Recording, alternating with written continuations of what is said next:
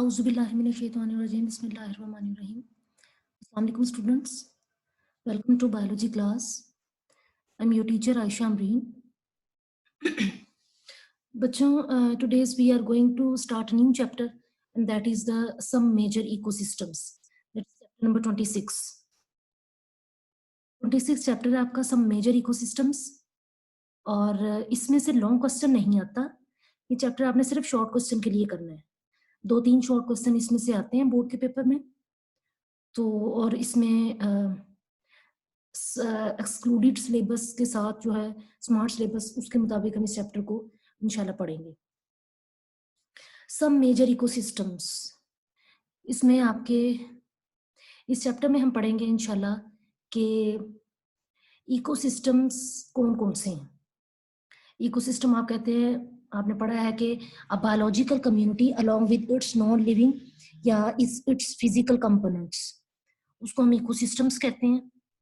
तो major ecosystem कौन कौन से हैं अर्थ पे, और फिर उसके बाद हम पढ़ेंगे कि पाकिस्तान के टेरिस्ट्रियल इकोसिस्टम्स जो है मेजर वो कौन कौन से हैं और कहाँ कहाँ लोकेट हैं. इकोसिस्टम्स पढ़ने से पहले सबसे पहले दो टर्म्स है हमारे पास, क्लाइमेट एंड वेदर. उसका हम डिफरेंस देखेंगे. ये शॉर्ट क्वेश्चन में पूछ लिया जाता है, क्लाइमेट और वेदर में क्या डिफरेंस है. सबसे पहले आते हैं हम क्लाइमेट पे. क्लाइमेट जिसको हम आम जुबान में कह देते हैं आबो हवा, यानी कि किसी इलाके की भी आबो हवा कैसी है, वो इलाका ठंडा है या गर्म है या इंटरमीडिएट है, दरमियाना है, मुतदिल है, कैसा उसका जो है इन्वायरमेंट है. वेदर कहते हैं हम मौसम को, कि भाई आज मौसम कैसा है, कि क्लाउडी है, सनी है या रेनी है. डे के हिसाब से जब हम कहते हैं तो उसको हम वेदर कहते हैं कि भाई आज जो है वो रेनी डे है, तो इसका मतलब है कि हम आज का वेदर बता रहे हैं. क्लाइमेट कहते हैं किसी भी इलाके का मुस्तकिल मौसम जो होता है उसको हम क्लाइमेट कहते हैं. तो इन दोनों में डिफरेंस देखते हैं. सबसे पहले क्लाइमेट. क्लाइमेट कहते हैं वेदर पैटर्न को of a particular place over a long period. लंबे अरसे तक किसी एक खास इलाके का वेदर पैटर्न, मतलब लंबे अरसे तक किसी इलाके का जो मौसम है उसको हम वेदर पैटर्न कहते हैं, उसको हम क्लाइमेट कहते हैं. सॉरी, मतलब फॉर एग्जांपल जैसे किसी इलाके में उस साल के 7-8 महीने सर्दी पड़ती है, बर्फबारी होती है, तो हम कह देते हैं कि भाई इस इलाके का क्लाइमेट जो है वो कोल्ड है, मतलब ये ठंडा इलाका है. तो क्लाइमेट कहते हैं वो वेदर पैटर्न जो लंबे अरसे तक किसी खास इलाके में चलता है. जबकि वेदर क्या है, वेदर एक शॉर्ट टर्म कंडीशन है, थोड़ी देर की जो मौसम है ऑफ द एटमॉस्फेयर, यानी कि हवा की कुछ देर की condition in a particular place, किसी खास जगह पर. मतलब जैसे हम कह रहे हैं एटमॉस्फेयर की थोड़ी देर की जो कंडीशन है किसी खास इलाके में, उसको हम वेदर कहते हैं. मतलब फॉर एग्जांपल अगर हम देखेंगे सुबह के टाइम अगर सूरज निकला हुआ है तो हम कहेंगे कि ये जो है वो सनी डे है, आज का वेदर जो है वो सनी रहेगा. दोपहर को काले बादल आ जाते हैं, उसके बाद बारिश होती है, तो शाम तक बारिश चलती रहती है, अगले दिन भी बारिश.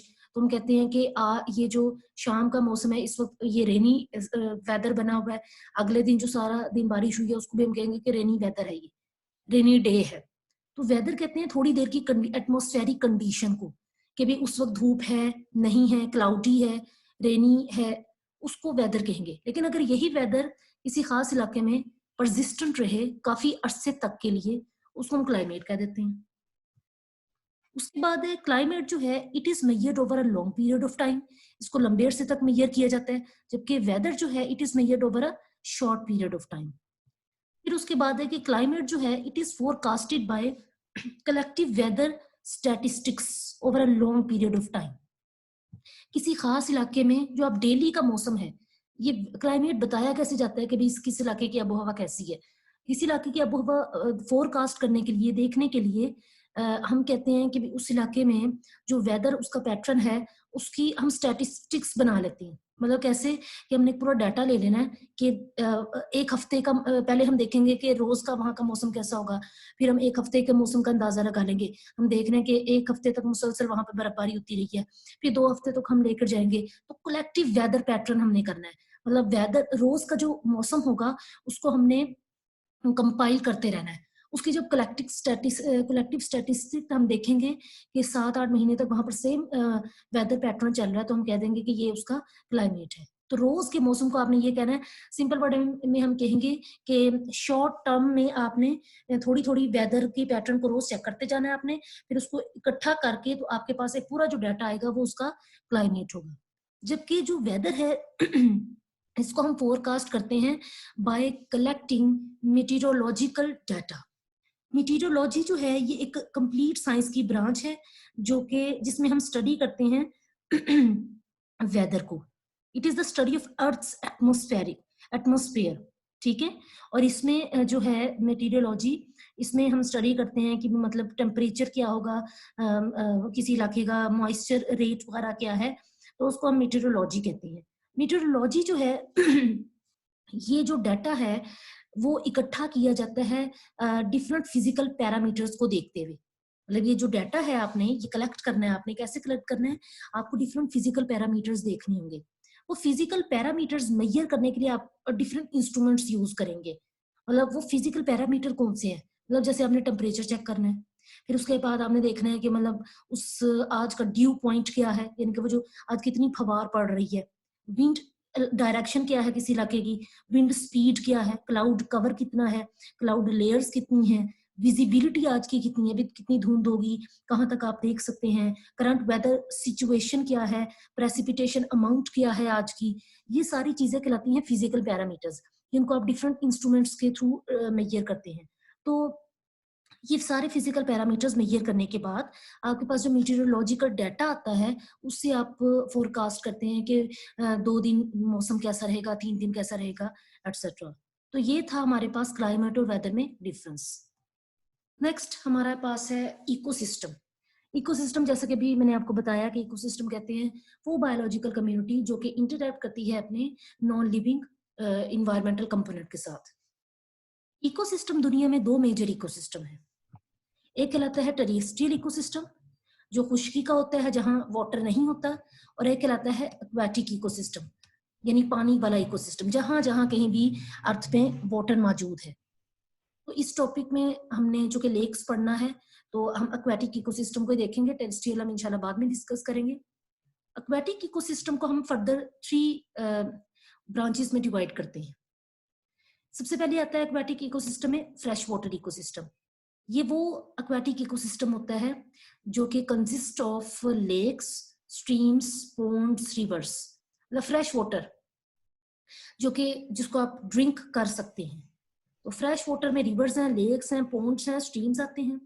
और ये वो होता है जिसके अंदर सैलिनिटी जो है वो बहुत कम होती है, यानी कि सॉल्ट्स की जो है अमाउंट वो बड़ी कम होती है, उसको फ्रेश वाटर इकोसिस्टम कहते हैं। जो मेरीन मतलब ये आप कह लें कि ना होने के बराबर होती है। मेरीन इकोसिस्टम वो होता है जिसके अंदर सॉल्ट्स ज्यादा होता है, जिसकी सैलिनिटी रेट बहुत ज्यादा है, उसको मेरीन कहेंगे। और ये मुश्तमिल होता है ओशंस पे और सीज पे, ओशन और सी इसमें शामिल हैं। उसके बाद एक छोटा सा और एक्वाटिक इकोसिस्टम आता है, उसको हम कहते हैं ब्रैकिश इकोसिस्टम। ये वो इकोसिस्टम है जिसकी जो सैलिनिटी है वो इंटरमीडिएट होती है फ्रेश और मेरीन के दोनों के। ना तो ये इतना सेलाइन होता है जितना मेरीन, और ना इतना लेस सेलाइन होता है जितना फ्रेश होता है, तो ये इन दोनों के दरमियान होता है। इसको भी हम एक ब्रैकिश वाटर इकोसिस्टम कह लेते हैं, जो कि इस इकोसिस्टम की अपनी कुछ फिश की स्पीशीज होती हैं, यहाँ की अपनी खास फिशेज होती हैं, तो इस वजह से हम इसको भी एक अलग से इकोसिस्टम कह देते हैं। ठीक है, तो एक फ्रेश है, एक मेरीन है, एक ब्रैकिश है, और ये एक्वाटिक इकोसिस्टम हमने क्लासीफाई किए हुए हैं on the basis of their salinity. ठीक उसके बाद फिर हमने कहना है कि हमारे पास जो अर्थ है उसका 71% जो है वो मुश्तमिल है इस वाटर से। About 70% of earth surface is covered with water. बाकी का जो 39 है वो डेफिनेटली टेरेस्ट्रियल इकोसिस्टम है। अभी 71% में से जो 90% ऑफ वाटर है, सॉरी 97% ऑफ वाटर है, is it in the oceans. 2% is in the form of frozen ice caps, यानी जो आपके पास ग्लेशियर्स हैं जमे हुए, 2% जो पानी है वो उनमें लॉक्ड है। And only 1% is available as fresh water, जो कि मौजूद होता है लेक्स में, स्ट्रीम्स में एंड रिवर्स में। उस 1% फ्रेश वाटर जो है आपके इस्तेमाल के काबिल जो है, उसमें से सिर्फ 10% वो फ्रेश वाटर है which is used for domestic purposes, यानी कि घरों में आप इस्तेमाल करते हैं वॉशिंग के लिए, ड्रिंक करने के लिए। और बाकी का जो 90% है, इस 1% का the remaining 90% is used for irrigation, यानी एग्रीकल्चर में यूज किया जाता है, इंडस्ट्री में आप कह सकते हैं यूज किया जाता है पौधों शोधों को पानी देने के लिए। तो ये आपके पास है डिस्ट्रीब्यूशन, हमारे पास एक्वाटिक जो हमारे पास जितनी भी हमारा वाटर है अर्थ की, उसकी डिस्ट्रीब्यूशन है, किस किस तरह हम यूज करते हैं। यहाँ पर आप देख सकते हैं ये आपके पास सैलिनिटी के हिसाब से ये रेंज आ रही है। फ्रेश वाटर है जिसमें 0 पीपीटी है, जिसकी सैलिनिटी बहुत कम है।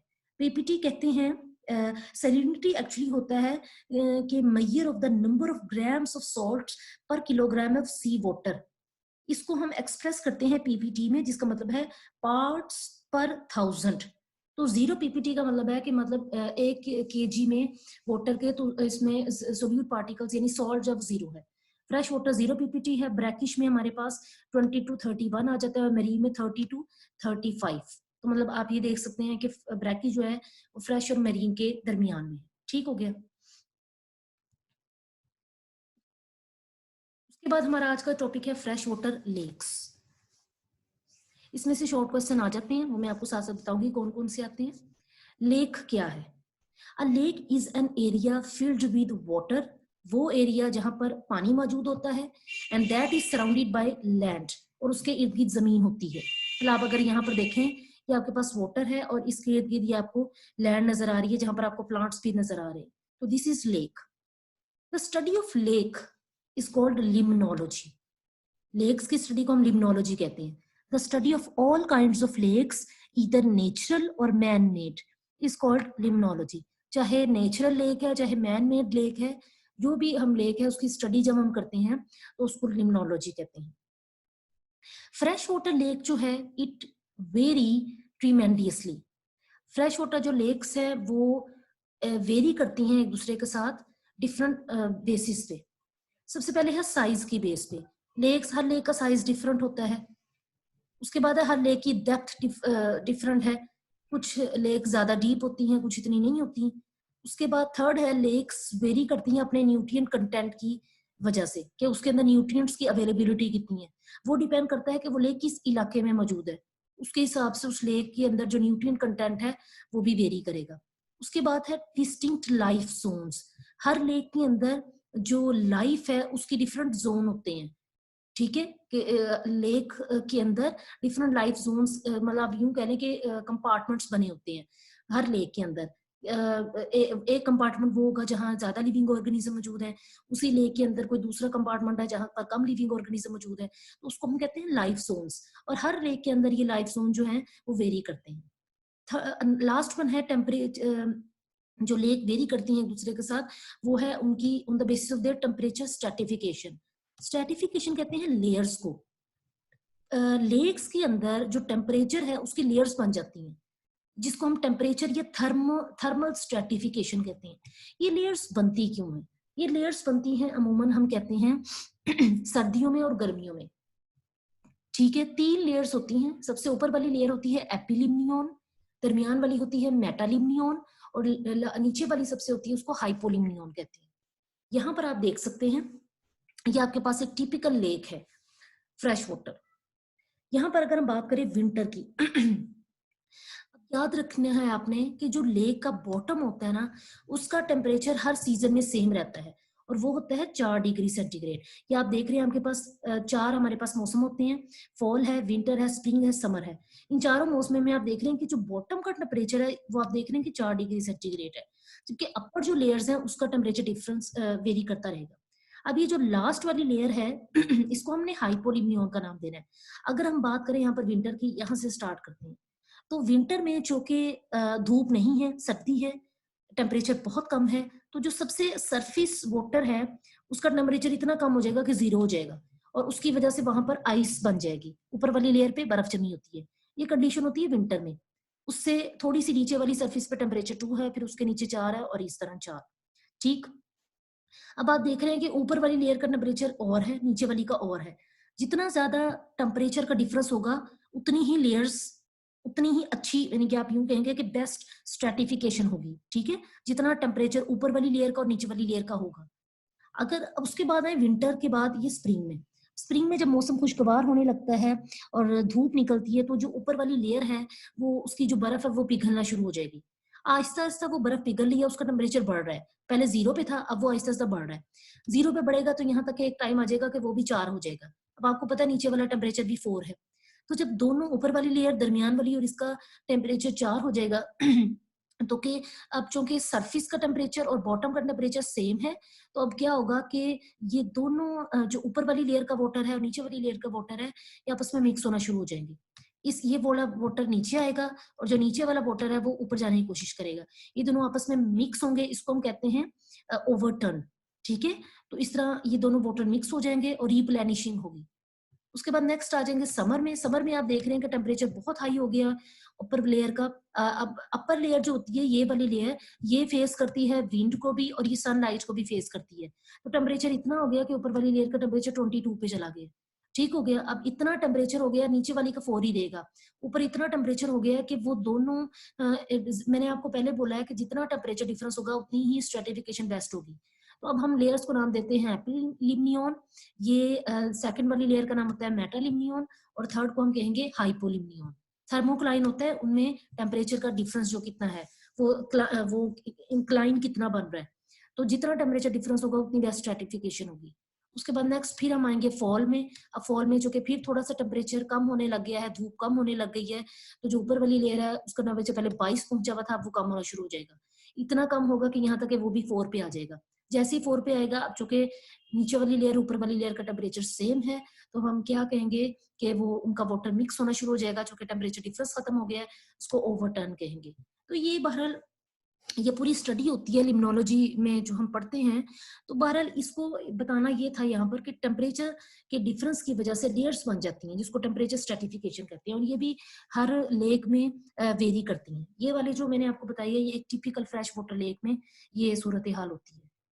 नेक्स्ट उसके बाद है कि how life is distributed in lakes.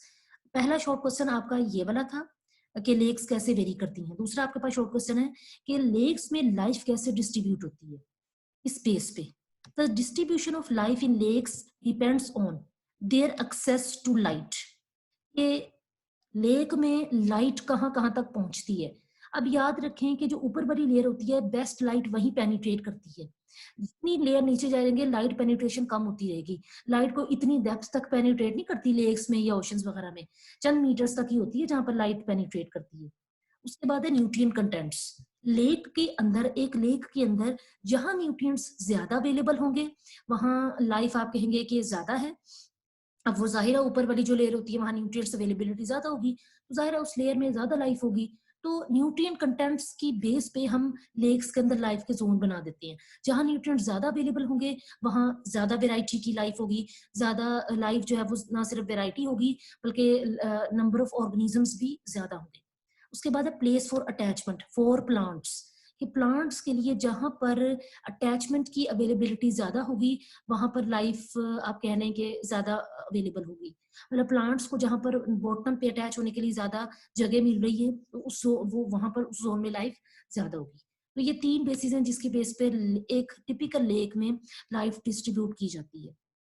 तो अब हमने पढ़ना है कि वो लाइफ जो है उसके जोन कितने हैं, लेक्स के अंदर कहाँ कितने जोन है जहां पर किस तरह की लाइफ मौजूद है और कितनी लाइफ मौजूद है। तो there are 3 life zone in a typical lake. एक टिपिकल लेक में लाइफ जोन्स, या आप यूं कह लें कि वो एरिया जहां जहां जिंदगी एग्जिस्ट कर सकती है लेक में, तो वो 3 जगह है। सबसे पहली जगह कहलाती है लिटोरल जोन। ये नियर शोर यानी साहिल समंदर के करीब होती है, साहिल के करीब होती है, किनारे पे होती है। और यहाँ पर जो प्लांट्स होते हैं वो रूटेड होते हैं। जैसे अगर आप यहाँ पर देख रहे हैं तो ये देखें कि ये बिल्कुल किनारे पे है ये वाले प्लांट्स, और आप देख रहे हैं कि ये रूटेड है यानी कि अपनी अपनी इनकी रूट्स हैं और ये बिल्कुल जमीन में एंकर हुए हैं। दूसरा जोन कहलाता है लिम्नेटिक जोन, ये ओपन वाटर जोन होता है। ठीक है। और थर्ड जोन कहलाता है लोअर जोन, और ये डार्क होता है क्योंकि यहाँ पे लाइट पेनिट्रेशन ना होने के बराबर होती है। तो अब हम इन 3 लाइफ जोन्स को वन बाय वन पढ़ेंगे। सबसे पहले देखते हैं हम लिटोरल जोन, जो कि नियर शोर यानी किनारे पे होता है। In this zone the water is shallow, पानी कम गहरा होता है। The plants find abundant light. अब यहाँ पर जो प्लांट्स हैं उनको लाइट भी ज्यादा अच्छी मिलती है। एंकरेज, यहाँ पर उनको वो रूटेड होते हैं और जो है उनको एंकर करने के लिए अच्छी स्पेस मिल जाती है। एंड एडिक्वेट न्यूट्रिएंट्स, और उनको न्यूट्रिएंट अवेलेबिलिटी भी ज्यादा होती है फ्रॉम द बॉटम सेडिमेंट्स। उनको जो है सेडिमेंट्स कहते हैं, सॉलिड पार्टिकल्स, यानी सैंड है और स्टोन्स वगैरह हैं, तो उनको अच्छे न्यूट्रिएंट्स भी मिल जाते हैं जमीन से एब्जॉर्ब करने के लिए। अब पहली बात तो आपने याद रखनी है यहाँ पर कि हमारे पास जो प्लांट्स हैं यहाँ पर लेक में, वो 3 तरह के प्लांट होते हैं। एक प्लांट होते हैं हमारे पास इमर्जेंट प्लांट। ये वो प्लांट होते हैं जो बिल्कुल पानी के किनारे पे होते हैं, जैसे मैंने आपको बताया कि जैसे बिल्कुल ये किनारे पे हैं। ये वो प्लांट्स होते हैं which live near the water's edge, या आप जिसको कह सकते हैं which are present along the bank of the lake, यानी कि उसके बिल्कुल किनारे पे मौजूद होते हैं। ये वो वेस्कुलर प्लांट होते हैं जिनका रूट सिस्टम जो है वो डेंस होता है, और ये सॉइल में अच्छी तरह इम्बेडेड हुए हुए होते हैं, आप यूं कह लें एंकर हुए हुए होते हैं। और ये इन प्लांट्स की वजह से ये प्लांट बेस्ट हैबिटेट प्रोवाइड करते हैं उस पानी वाटर बॉडी में रहने वाले बर्ड्स के लिए, इंसेक्ट्स के लिए और दूसरे एनिमल्स के लिए जो पानी के पास रहते हैं। वो प्लांट्स बेस्ट हैबिटेट प्रोवाइड करते हैं। इनको कहते हैं इमर्जेंट प्लांट, जो किनारे पे होते हैं। दूसरी टाइप के प्लांट्स कहलाते हैं फ्लोटिंग प्लांट्स। ये वो प्लांट्स होते हैं जिनके पत्ते जो है बड़े बड़े होते हैं और बिल्कुल पानी की सरफेस के ऊपर। जैसे हमने वो हाइड्रोफाइट्स में पढ़ा था कि कुछ प्लांट्स होते हैं जिनके बड़े बड़े पत्ते हैं, वो बिल्कुल पानी के ऊपर ऐसे पड़े हुए होते हैं, ठीक है, और ब्रॉड लीव्स होते हैं। और उनका जो रूट होती है, अब इनकी रूट डिपेंड करती है। हो सकता है कि इनकी रूट अपने सबस्ट्रेटम के साथ अटैच हो, या फिर हो सकता है कि इनकी जो रूट्स हैं वो वाटर कॉलम में सिंपली फ्लोट कर रही हैं, यानी कि वो रूटेड भी हो सकते हैं और नॉन रूटेड भी हो सकते हैं, जो फ्लोटिंग प्लांट्स हैं, ठीक है, जैसे सुम्बुल का पौधा है। तो और थर्ड टाइप के प्लांट्स है सबमर्ज्ड प्लांट्स। ये वो प्लांट्स होते हैं जो कि बिल्कुल बॉटम में रूटेड होते हैं, और उनके जो लीव्स हैं दे आर कंप्लीटली या एंटायरली अंडर वाटर, मतलब उनके लीव्स बिल्कुल पानी के नीचे मौजूद होते हैं।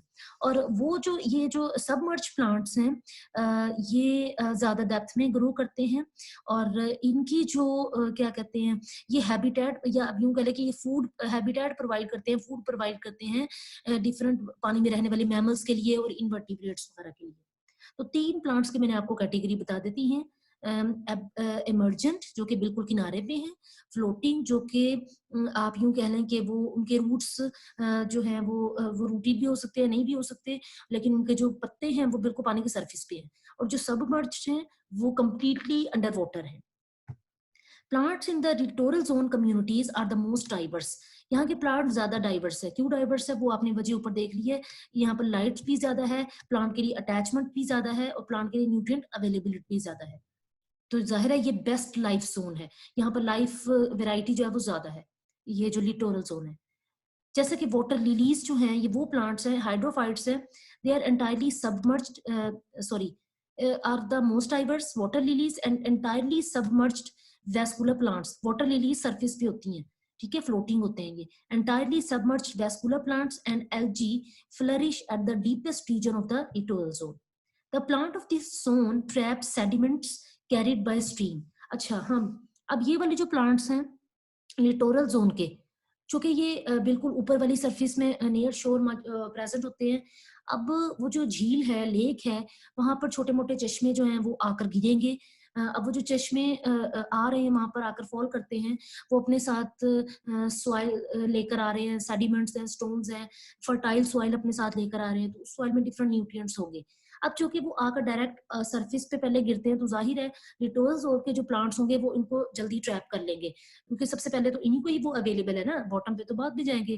तो फिर यही वजह है कि ये वाले जो प्लांट्स होते हैं इनके लिए न्यूट्रिएंट्स अवेलेबिलिटी ज्यादा है।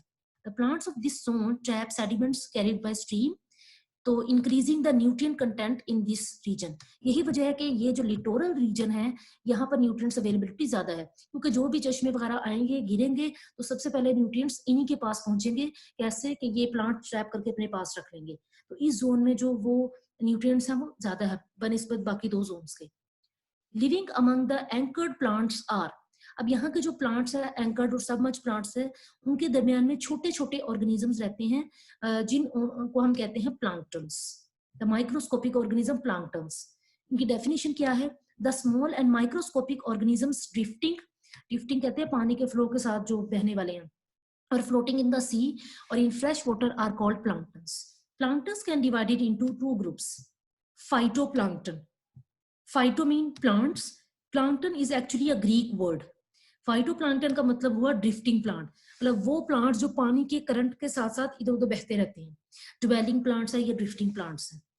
और इनके अंदर शामिल कौन है? They include photosynthetic protista, protist शामिल हैं फोटोसिंथेसिस करने वाले, जैसे आप कह लें कि जिसको हम कहते हैं ये क्लैमाडोमोनास वगैरह जो हैं, डिफरेंट एल्जीज हैं, और बैक्टीरिया एंड एल्जी, ये फाइटोप्लैंक्टन है। उसके बाद आते हैं जू प्लांक्टन्स, जू मीन एनिमल, तो ग्रीक वर्ड है जिसका मतलब है ड्रिफ्टिंग एनिमल्स। ये वो एनिमल्स हैं जो कि पानी के बहाव के साथ साथ चलते हैं, सच एज प्रोटोजोआ, जैसे अमीबा, पैरामीशियम वगैरह, एंड अदर टाइनी क्रस्टेशियंस। ठीक,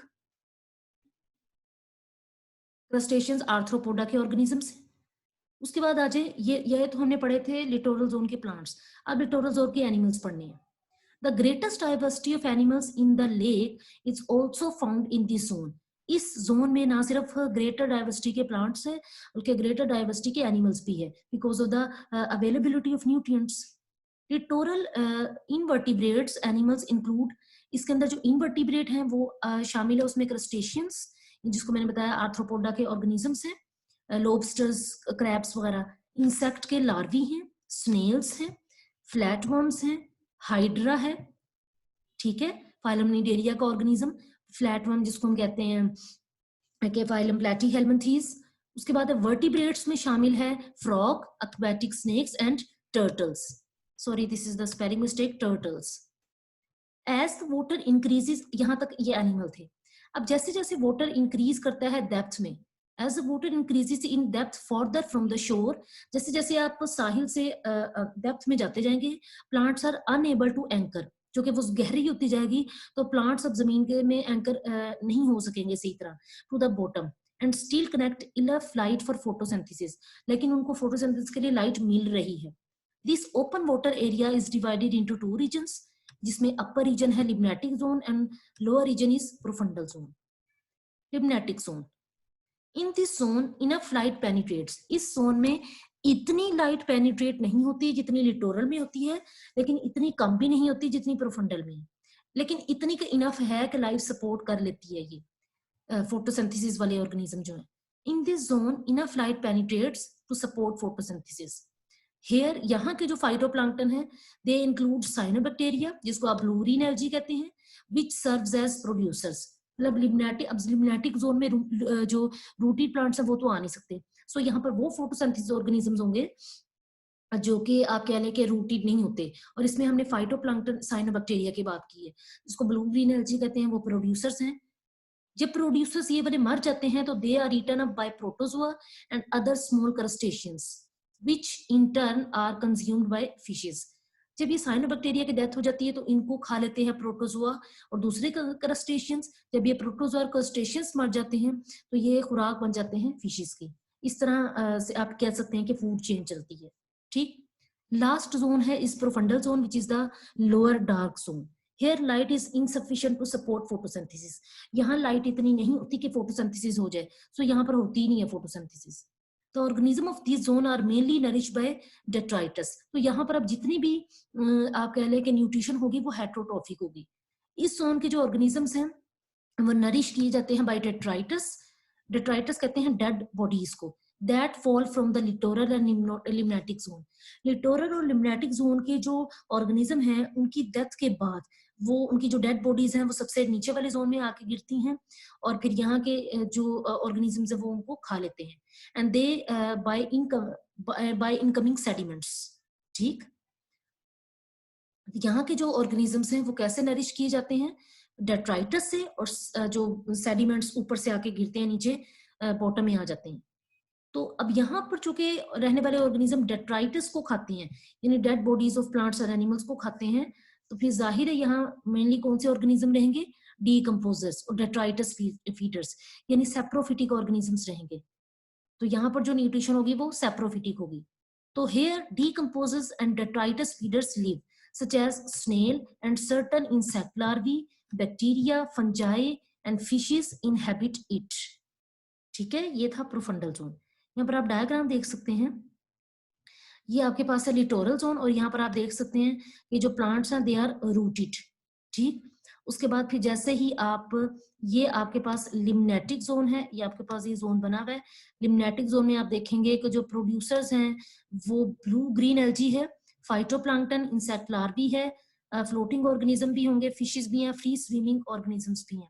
ये प्रोफंडल जोन है और यहाँ पर मोलस्क्स हैं, स्नेल यानी कि, और बॉटम ड्वेलिंग ऑर्गेनिज्म है जो कि ज्यादातर डेट्राइटस है।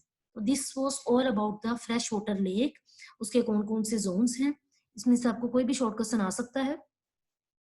इस टॉपिक को आपने अच्छी तरह प्रिपेयर करना है, आपको जो नहीं समझ आई वो आप मुझसे पूछ सकते हैं। थैंक यू बच्चों, अल्लाह हाफिज।